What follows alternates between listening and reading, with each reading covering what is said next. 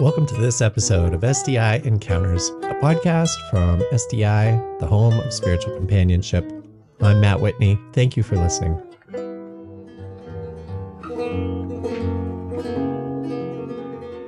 Learn more about our work and the work of spiritual companionship on our website, sdicompanions.org.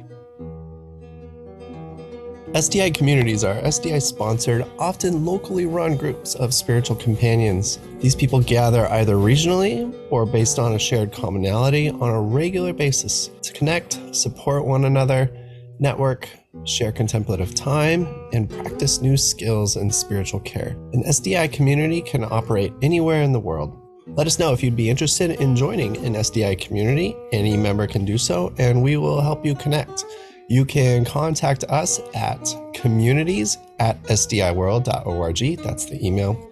In this conversation, Ravi Verma, previously SDI board member and chair, speaks with Reverend SeiFu, our Executive Director, about how the affinity groups or special interest groups are going, where they're going in the future, and how they relate and integrate into the larger vision for the SDI community in general. So Ravi, we're here to talk a little bit about the various things you've been involved with since you joined the SDI team more formally just a few short months ago, and so much has already happened. You're involved with the Diversity, Equity, Inclusion, Justice, and Belonging group, which is a steering group that represents one of the main strategic objectives that SDI has identified. And in that capacity, you are also a key mover in the BIPOC affinity group, in the LGBTQ plus affinity group, and in the spiritual director training program and mentors subgroup. So tell us a little bit about how that's going. One of the things for me about saying yes to doing this was the commitment that you as executive director and the board has shown that this is a really important issue for the future of SDI. And I think so many places, and you backed it up with resources and time, many organizations pay lip service to this.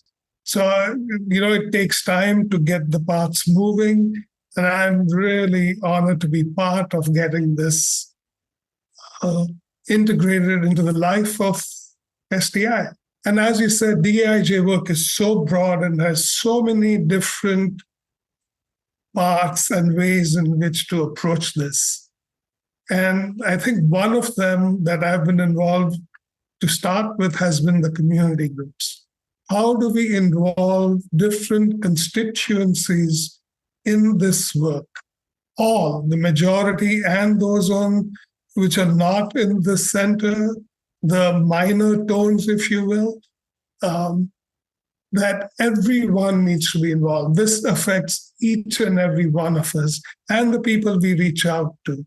So whatever strategy emerges from the board, from the steering committee, has to look at multifaceted ways of doing this, multi-groups to do this. There are many approaches to it. And we, I think, as spiritual companions, are uniquely positioned to do this. We know how to listen to what is not being said or what is being felt.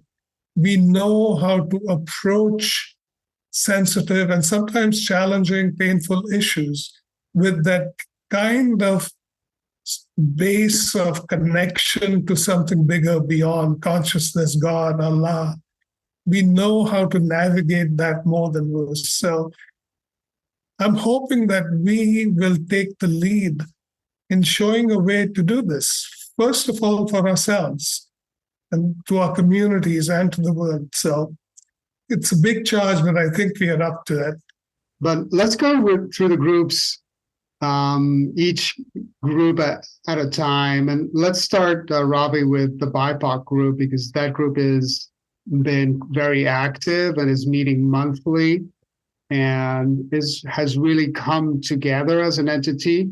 Tell us a little more about how your perspective on that particular group, particularly in 2023, after everything we've been through worldwide and in the United States.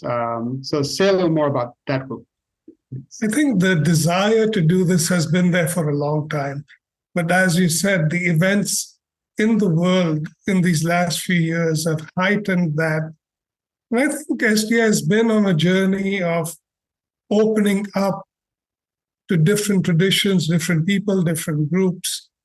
And there's a history of how the BIPOC group has met. It's been a checkered history with SDI. And I think the events and I think hosting some events at the SDI conferences kind of sparked this interest again.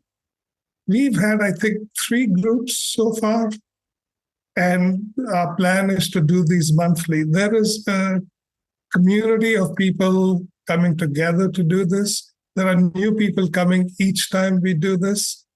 And I think the buzz is growing that this is happening, that this is a place.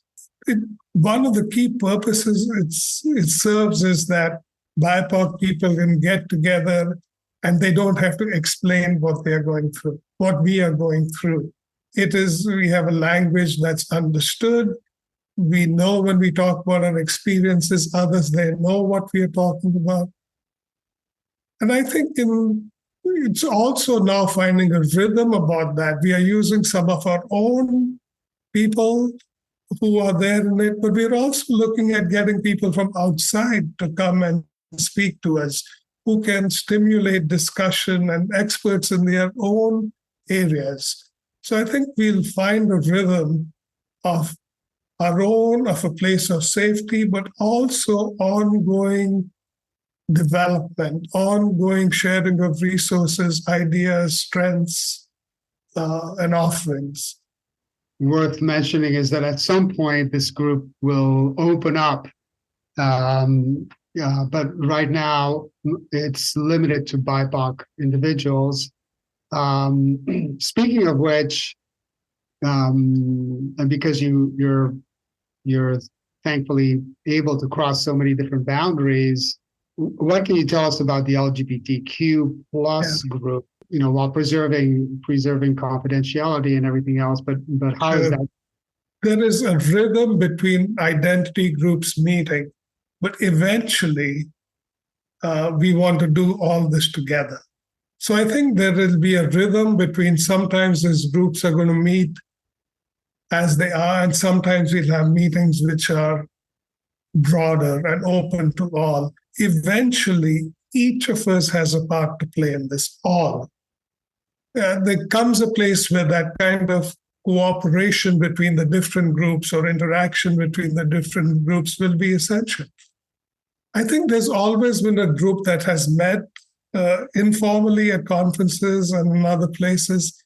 Formalizing this has been really, there is a regular group of people coming, and every time there are more people coming.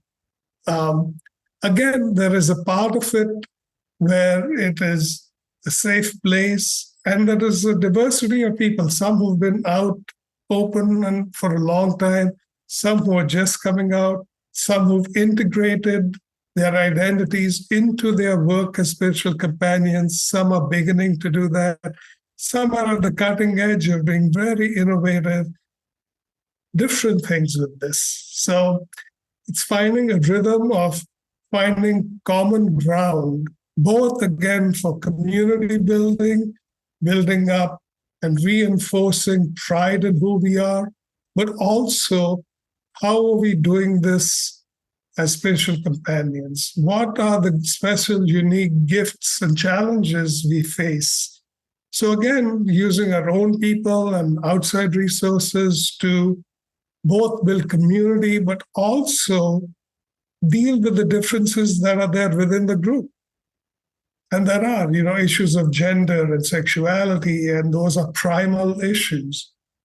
People who are not part of the LGBTIQ community. And what are the issues and challenges? Again, tying it into the diversity, equity work that we are doing together. The JB group met earlier, met about a month ago, actually, on October 4th, and we talked about several things.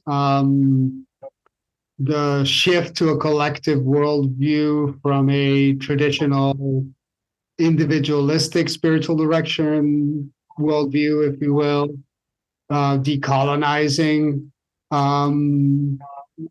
institution. SDI is an institution, and it has certain, it has its roots, and we honor those roots, and we respect them, but we also know they come with some baggage. So there's a worldview shift going on. We've also spoken about naming historical traditions of spiritual companionship across an array of faith traditions and spiritual orientations being quite important as part of this process of diversifying. So say a little bit about DEIJB, kind of the overall overarching theme as you see it. Yeah. In our polarized world today, what are some bridges we can make with people who are not like us in whichever way?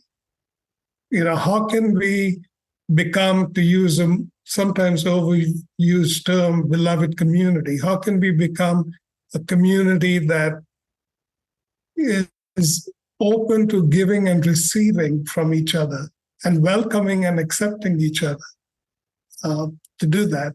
And I think SDI has been on that journey, especially in the last, since you've come. I think there was a shift that happened of opening up the public square to different traditions, different groupings, different ways of doing spiritual companionship. And it's not that the differences don't exist and that we are asking everybody to be the same. So how do we draw deep on our own roots and from that place receive, accept, connect to others? But that fundamentally is what needs to shift in you and me to be open to this and to face our own, sometimes, biases that we are not aware of. And how can we do that in a way that gives space for each other, for us to struggle with that together, which means there will be both these immense moments of joy and of pain, and of discovery and recovery of things that were not always on the surface. In all our traditions, we are asked to care for each other, to receive, welcome, and be with each other. Coming from that place, from that deeper place of our own traditions that say that this is what we are all asked to look at and be and do. So to approach this with that kind of joy and that inner place of openness and willing to learn and shift and change. And I think we are equipped to do that better than most. The spiritual direction formation training programs and spiritual companion mentors group has also met a couple of times, and they've identified diversity, equity, and inclusion and justice as perhaps the principal focus area. So say a little bit about that group and its... Yeah, we had, there's a history of having leadership institutes with groups who are doing this kind of work would gather. It kind of lay dormant. But at this last conference, we had a really powerful gathering and lots of interest was shown about wanting to share ideas, resources, and work together. So a small group of us came together who are going to be kind of a coordinating group. We had our first gathering, and again, lots of interest. And the purpose there is to draw on the wisdom of the people who are already doing this work. There is so much people who are in the field doing this. And what are the issues they want to talk about? What are the best practices? What are resources that exist? And, how can we broaden this? And in our first meeting, different ideas came up, some about supervision, but as you said, the issue of diversity and equity and inclusion were right there. Different programs are doing this in different ways. How can we learn from each other? The standard Western model is not the primary one in many places and in many programs, even in the West. And different traditions have different approaches to doing this. How can we be a place where we can learn from each other, learn from our history too, and learn from our traditions? What is working today and how can they be adapted for today's world? So and with all these movements of BIPOC, LGBTQ formation, and maybe others will grow from that, at some point, you can envision a gathering of people for a day or two and or a longer period. To start with, the formation group is going to meet quarterly. And already there are ideas about what the next group should be. And it's taking a life of its own coming from the people who were there. I think that's where a place where we can pass on this to newer generations, to newer people coming in, that this becomes the norm of being open to difference while going deeper in our own traditions.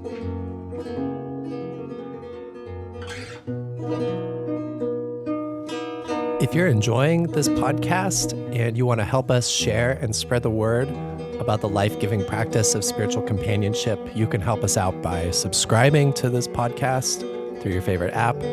You could give us a like or even write us a review. Thank you for listening. This is Matt Whitney with Spiritual Directors International. Thanks again for listening. Your time and your presence here are deeply appreciated. If you liked this show and would like us to continue making them, please do subscribe now while it's fresh on your mind. Also, we would love to hear from you, so please feel free to send in your comments and suggestions to the email address podcast@sdiworld.org. SDI is the home of spiritual companionship. Learn more about us and our work on our website, sdicompanions.org.